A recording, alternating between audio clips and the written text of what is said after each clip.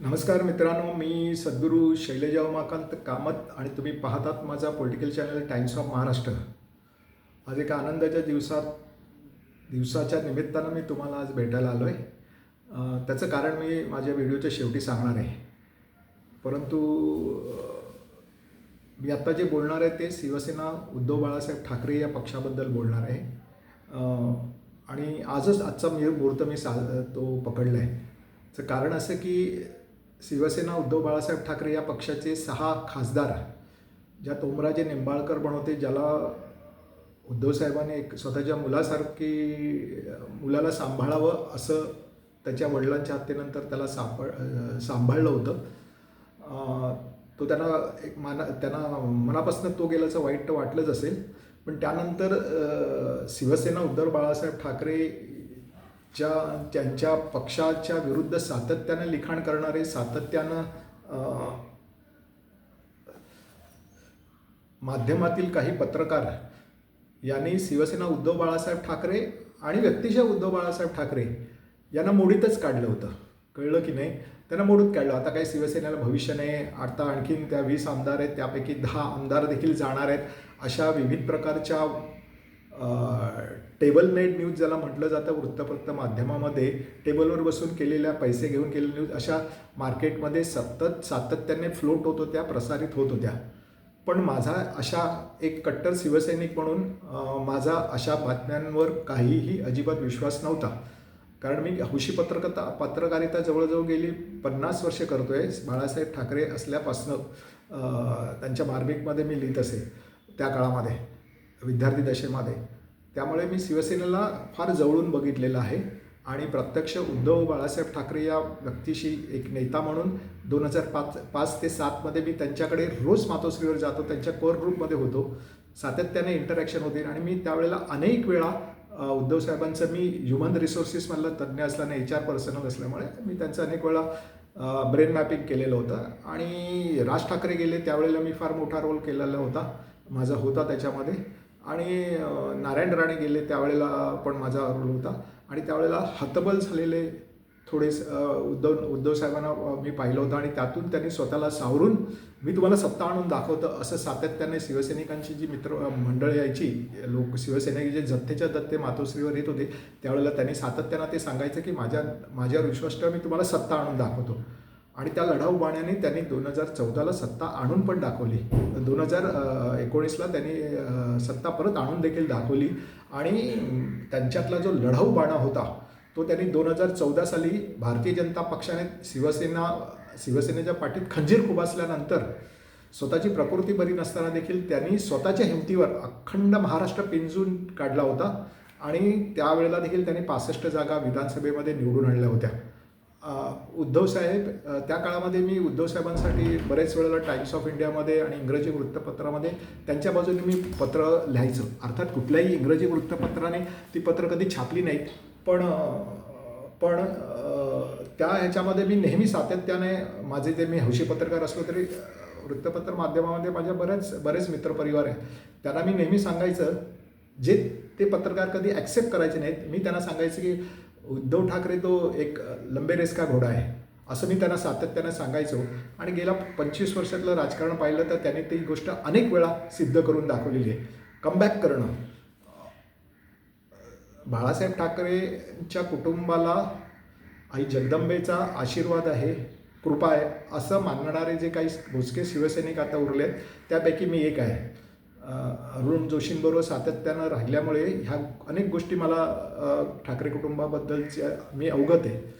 त्यामुळे बाळासाहेब ठाकरे जसे 1966 पासून 2012पर्यंत त्यांच्या मृत्यूपर्यंत ते जसे टॉपलाच राहिले. लोकांना वाटायचं की बाळासाहेब ठाकरेंचा ग्राफ खाली आला पॉप्युलरिटीचा, तो क्षणभर असायचा, पण परत ते अशी काय मुसंडी मारायचे आणि परत टॉपला राहायचे. ती जगदंबेची कृपा आज उद्धव बाळासाहेब ठाकरे या व्यक्तीवर देखील आहे, याचा मी अनेक वेळा अनुभव सातत्यानं निरीक्षण केलेला आहे. आणि हे जे 6 खासदार निवडून गेल्यावर 6 खासदार त्यांना सोडून गेल्यानंतरच्या ज्या काळामध्ये सगळेजण उद्धव ठाकरेंना व्यक्तिगतरित्या आणि शिवसेना उद्धव बाळासाहेब ठाकरे या पक्षाला मोडीत काढत होते. त्या काळामध्ये देखील माझं मनोधैर्य मला सांगत होतं, माझं मन मला सांगत होतं की नाही, उद्धव साहेब आहेत ते परत मुसंडी मारणार. आणि दुसऱ्या बाजूला मी जसं म्हणतो की उद्धव साहेब हे अत्यंत म्हणजे लंबे रेस का घोडा आहे असं मी जेव्हा म्हणतो, त्यावेळेला दुसऱ्या बाजूला माझं असं पण मत आहे की ते अत्यंत चाणाक्ष असे राजकारणी आहेत, अत्यंत चाणाकी आहेत, चलाखी आहे, त्यांच्याकडे तत्परता आहे. आणि ते बरोबर मोक्याच्या संधीला जेव्हा संधी दिसते त्यावेळेला त्यांनी ती कशी साधायची राजकारणामध्ये मुसंडी मारतात ते साधतात. आणि ती संधी त्यांनी 15 दिवसापूर्वी अचूक वेळ साधून साधली. जो कॉक्रोचचं जे आंदोलन दिल्लीला सुरू झालं त्या क्षणापासून त्यांनी अभिजित दिपकेशी संपर्क साधून त्याला त्याचं मनोधैर्य वाढवण्याचा प्रयत्न केलाच. पण दुसऱ्या बाजूला मुंबईतल्या शिवतीर्थावर माँसाहेब मीनाताई ठाकरेंच्या पुतळ्याच्या शेजारी एक मोठं आंदोलन उभं करून दिपकेला पाठिंबा दिला. मी त्या आंदोलनात सहभागी झालो होतो. अगदी स्टेजच्या जवळ राहून मी ते सभा ती पाहिलेली होती. उद्धव ठाकरेंनी त्याच्यामध्ये जोरदार भाषण केलं, कळलं की नाही. आणि सर्वात म्हणजे ही मुसंडी त्यावेळेला म्हणजे माझ्या अंदाजाने जवळजवळ 40 ते 50,000 लोक त्या शिवतीर्थाच्या परिसरामध्ये जमलेले होते.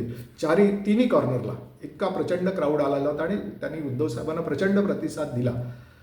मी जसं म्हटलं की उद्धव ठाकरे हे म्हणजे चपळ राजकारणी आहेत.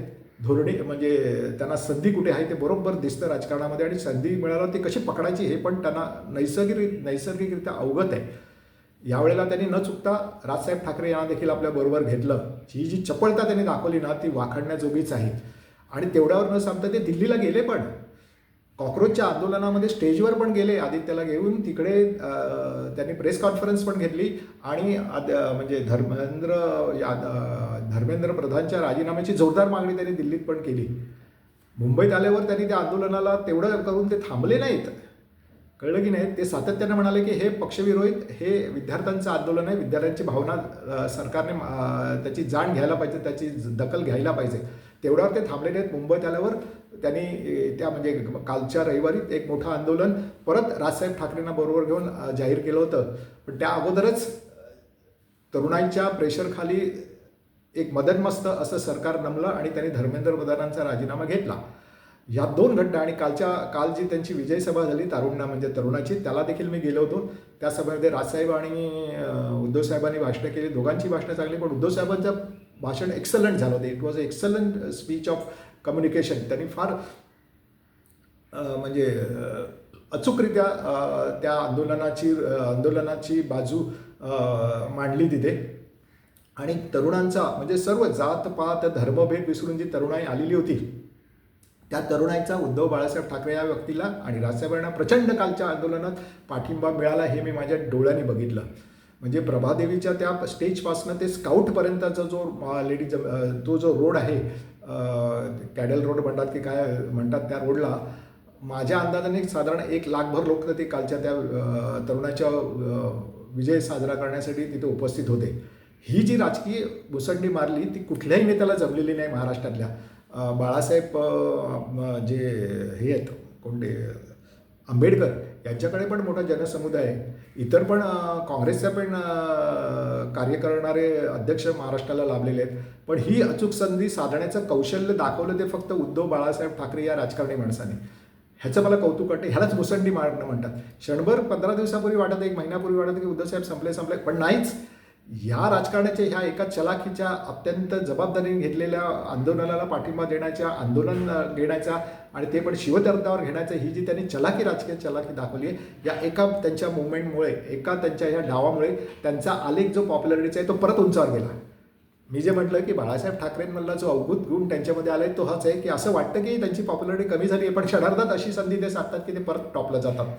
ही त्यांनी काल फार ह्या आंदोलनाच्याद्वारे फार चलाखीने आणि फार हुशारीने त्यांनी साधली आहे. त्यांनी परत एकदा सिद्ध केले आहे की उद्धव मैं लंबे रेस का घोडा हूं, मी चतुर राजकारणी आहे, मी मुत्सद्दी राजकारणी आहे, मला वेळेचं महत्त्व करतं, कुठली संधी काय कुठल्या वेळेला कुठला डाव काढायचा आहे मला चांगल्या रीतीने समजतं आणि मी ते इम्प्लिमेंट पण करतो, हे त्यांनी यावेळेला सिद्ध केलं. मित्रांनो, मला जे काय उद्धव साहेबांबरोबर सांगायचं होतं आणि मी का अचूक वेळ साधली आणि आजच हा का व्हिडिओ केला ह्याचं कारण तुम्हाला सांगतो. कारण आज 27 जुलै उद्धव बाळासाहेब ठाकरे यांचा वाढदिवस आहे. त्यांचं वय मी सांगणार नाहीत, ते वयाने माझ्यापेक्षा लहान आहेत, पण त्यांना आशीर्वाद देण्यासाठी मी हा मुद्दाम व्हिडिओ करतो आहे. रवी म्हात्रेला मी विनंती करतो की हा माझा व्हिडिओ, उद्धवसाहेब माझे व्हिडिओ बघतात असं ते मला जेव्हा केव्हा त्यांची हाय हॅलोची भेट होते त्या म्हणतात मी तुझे सगळे व्हिडिओ पाहतात की नाही मला माहिती नाही. रवी म्हात्रे त्यांना ते फॉरवर्ड करतो की नाही याची मला माहिती नाही. पण आज मी रवी म्हात्रेला हात जोडून विनंती करीन की त्यांना मी ही वाढदिवसाची भेट दिलेली आहे ती त्यांना न चुकता फॉरवर्ड कर, अशी मी रवी म्हात्रेला या विनंती करतो. आणि उद्धवसाहेबांच्या राजकीय यशासाठी त्यांची हेल्थ चांगली राहावी, कायम राहावी, त्यांना राजकीय यशाच्या उत्तुंग शिखरावर त्यांना पोहोचव, अशी आई जगदंबेच्या चरणी मी विनम्र प्रार्थना करतो. आणि हे माझं बोलणं मी संपवतो. माझा पुढचा व्हिडिओ आज संध्याकाळी येणार आहे. मी तुम्हाला त्या व्हिडिओमध्ये धर्मेंद्र प्रधानच्या राजीनाम्यामागचं दिल्लीत, नागपुरात घडलेलं राजकारण हे मी तुम्हाला स्पष्ट करून सांगणार आहे. मला काही माझ्या दिल्लीतल्या आणि नागपुरातल्या सोर्सेसने जी काय माहिती दिली आहे ती मी तुम्हाला सांगणार आहे. आतापर्यंतच्या कुठल्याही मराठी व्हिडिओमध्ये ती आलेली नाही. ते वेट करा, मी संध्याकाळी 6 वाजता दुसरा व्हिडिओ घेऊन येतो आहे. तोपर्यंत प्लीज टेक केअर.